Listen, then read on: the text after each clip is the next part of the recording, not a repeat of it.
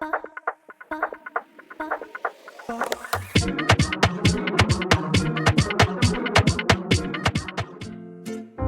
அழகிய நகரம். அந்த நகரத்தின் அழகு வேறு எந்த நகரத்திற்கும் கிடையாது. அங்கு மக்கள் அனைவரும் செல்வத்துடனும் மகிழ்ச்சியுடனும் வாழ்ந்து வந்தனர். அந்த நகரத்தில் அனைத்து வசதிகளும் இருந்தன. அதற்கு காரணம் அந்த நகரத்தை ஒரு மன்னன் சிறப்பாக ஆட்சி செய்து வந்தான். அந்த மன்னனின் ஆட்சியில் அனைவரும் மகிழ்ச்சியாக இருந்தனர்.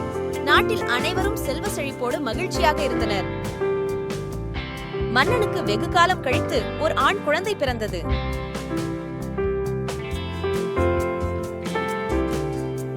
நாடே விழா கோலமாக காட்சியளித்தது.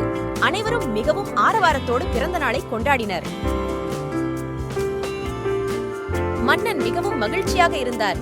பல்வேறு விதமான உதவிகளை மக்களுக்கு செய்தார் மன்னன். அரண்மனைக்கு வெளியே ஒரு மணி ஒன்று அமைத்தார் மன்னன்.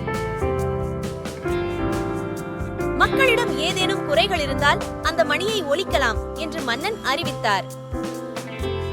மக்களின் குறைகளை மன்னன் சிறப்பாக தீர்த்து வைத்து வந்தான். மக்களும் மன்னனுக்கு உரிய மரியாதைகளை வழங்கினர். மன்னனின் ஆட்சி அனைவரையும் கவர்ந்தது. மக்களுக்கு நல்ல தலைவனாக சிறந்தார் மன்னன். நாட்களும் சிறப்பாக சென்று கொண்டிருந்தது. நகரத்தில் அனைவரும் ஒற்றுமையாக இருந்தனர்.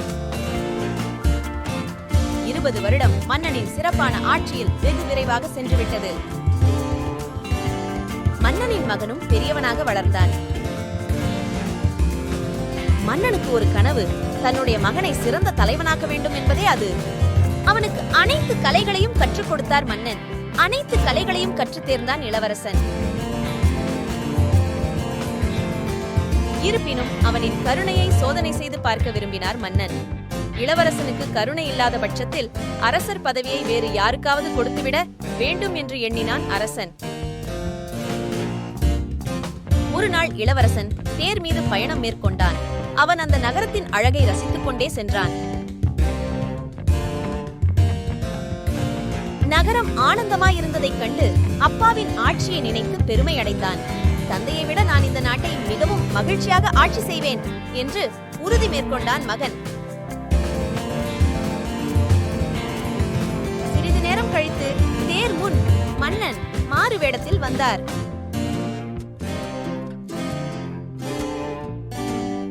இளவரசர் தேரை நிறுத்தினான்.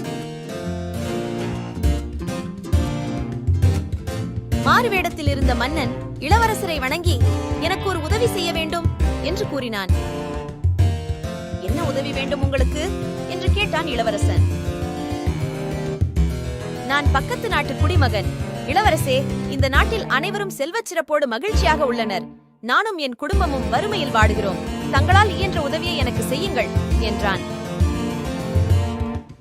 சற்றும் எதிர்பாராத நேரத்தில் பக்கத்து நாட்டு குடிமகன் என்றும் பாராது மாறுவேடத்தில் இருந்த மன்னனுக்கு பொற்காசு பையை கொடுத்தான் இளவரசன்.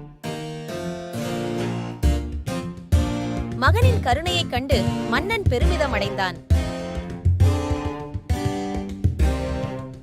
தன் மகனுக்கு முடிசூட்டி மன்னன் ஆக்கினார்.